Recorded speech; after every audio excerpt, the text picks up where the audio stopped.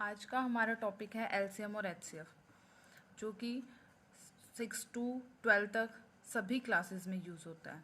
ठीक है।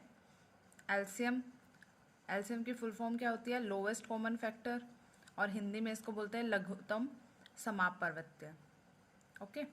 एचसीएफ क्या होता है? हाईएस्ट कॉमन फैक्टर, और इसको हिंदी में क्या बोलते हैं? महत्तम समापवर्तक।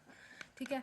तो एलसीएम और एचसीएफ को हम दो तरीके से निकाल सकते हैं। पहले में जो इजी तरीका है, जो सबसे 6th क्लास से यूज़ होना शुरू हो जाता है, वो समझाऊंगी। ठीक है। तो सबसे पहले हम करते हैं एलसीएम। एलसीएम को कैसे निकालते हैं और एचसीएफ को कैसे निकालते हैं, तो ये देखेंगे एलसीएम एंड एचसीएफ। कोई भी दो नंबर हैं, अगर मुझे उसका एलसीएम और एचसीएफ निकालना है, ठीक है। मान लेते हैं दो नंबर मैंने ले लिए 12 और 15। ठीक है, ये दो नंबर ले लिए 12 और 15। अब मुझे इनका एलसीएम भी निकालना है और मुझे एचसीएफ भी निकालना है। तो हम कौन से मेथड से करेंगे? सबसे पहले by factorization method. Factorization method से हम इसको सॉल्व करेंगे और एलसीएम और एचसीएफ निकालेंगे। ठीक है। सबसे पहले हम 12 का निकालते हैं, उसके बाद हम 15 का निकालेंगे। ठीक है। अब देखो 12 का कैसे निकालते हैं।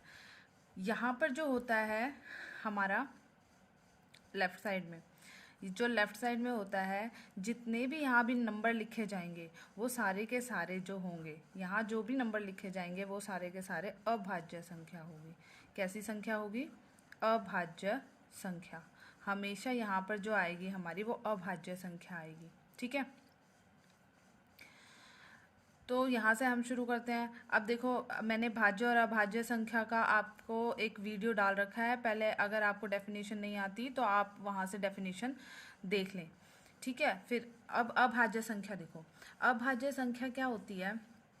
जो सिर्फ 1 और अपनी टेबल में आती है। तो अब 12 जो है वो किसकी टेबल में आता है? क्या 2 की टेबल में आता है?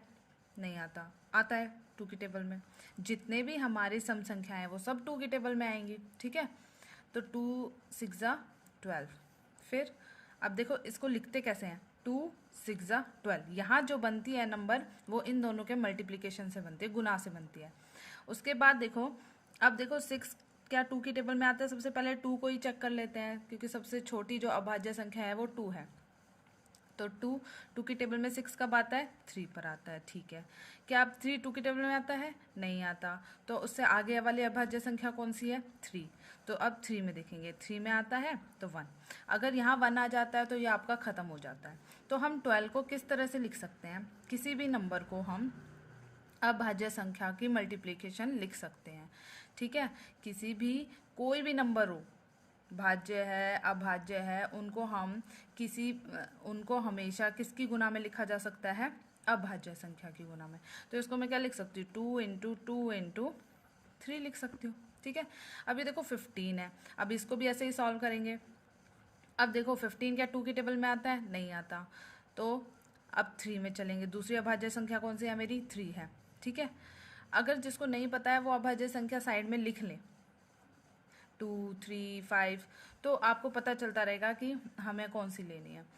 तो जो भी हमारी जितनी भी सम संख्या है वो तो 2 में आ ही जाएंगी। अगर सम संख्या नहीं है, विषम संख्या है, तो हम दूसरा देखेंगे। तो अब हमारी जो 3 है वो एक अभाज्य संख्या है। अब देखो 3 की टेबल में 15 कब आता है? 5 पे। 3 5 15।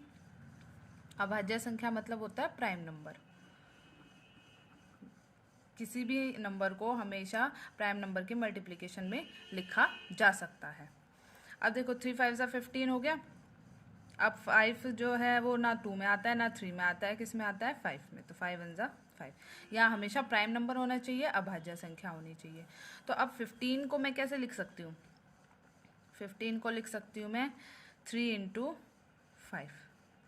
ठीक है। इतना लिख दिया। अब देखो एलसीएम और एचसीएफ कैसे निकालते हैं। एलसीएम क्या है? लोवेस्ट कॉमन फैक्टर, और एचसीएफ क्या है? Highest common factor. पहले हम देखते हैं एचसीएफ। एचसीएफ को कैसे निकाला जाता है? एचसीएफ जितने भी कॉमन फैक्टर हैं पहले वो निकाल लो। तो कॉमन कौन है? 2 इसमें है, इसमें नहीं है।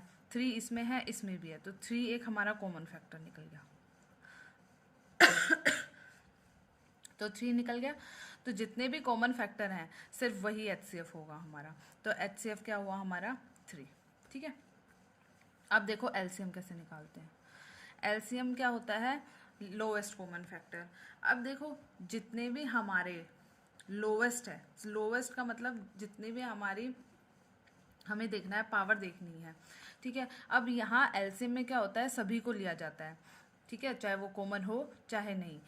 HCF में क्या होता है, जो कॉमन है सिर्फ उसी को लिया जाता है। LCM में देखो क्या होता है, अब 2 है, LCM में क्या लेंगे, 2 की पावर मतलब 2 बार 2 है, और फिर 3 है और 5 है। जो कॉमन होता है वो एक ही बार लिखा जाएगा। ठीक है, बाकी सारे नंबर लिखे जाएंगे।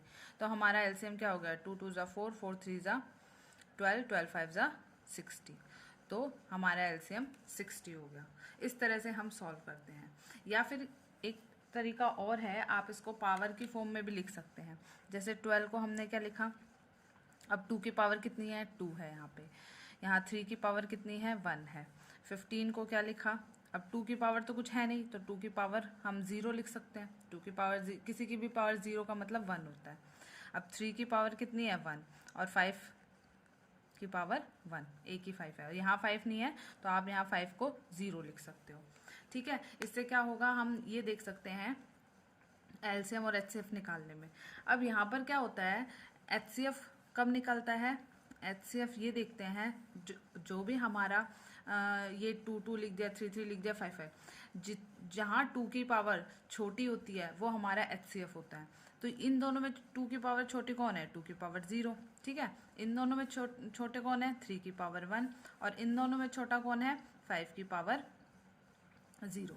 2 की पावर 0 का मतलब क्या होता है, 1 होता है। 3 की 1 3 होता है। 5 की पावर 0 1, यानी किसी की नंबर की पावर अगर कभी भी 0 आ जाए तो उसका आंसर हमेशा 1 होता है। तो आंसर कितना आ गया, 3। ऐसे जब हम LCM निकालेंगे, LCM में क्या होता है, जितनी हाईएस्ट पावर है वो लिखी जाएगी। अब देखो दोनों 2 में हाईएस्ट पावर कौन है, 2। 3 में 1 ही है। 5 में हाईएस्ट पावर कौन है, 1। ठीक है, इस तरह से लिखा जाएगा। अब 2 की स्क्वायर का मतलब क्या होता है, 2 को 2 बार लिखो और बीच में मल्टीप्लाई का साइन लिख दो। तो 2 2 ज़ा 4, 3 एक बार है और 5 भी एक बार है। 4 3 ज़ा 12, 5 ज़ा 60। तो आप इस तरह से भी कर सकते हैं। अगर किसी को यहाँ से समझ नहीं आता है तो वो पावर की हेल्प से भी कर सकता है। HCF में आप ये देखेंगे दोनों में से कम पावर किसकी है वो लिखेंगे, और LCM में आप देखेंगे दोनों में से जो ज़्यादा पावर वाला है वो लिखेंगे। तो इस तरह से आप HCF और LCM किसी भी 2 नंबर का, 3 नंबर का, जितने भी नंबर आपको दे रखे हैं उन सब का आप इजीली निकाल सकते हो। और अगर आपको ये अच्छी लगी हो वीडियो तो शेयर और सब्सक्राइब ज़रूर करें। Thank you.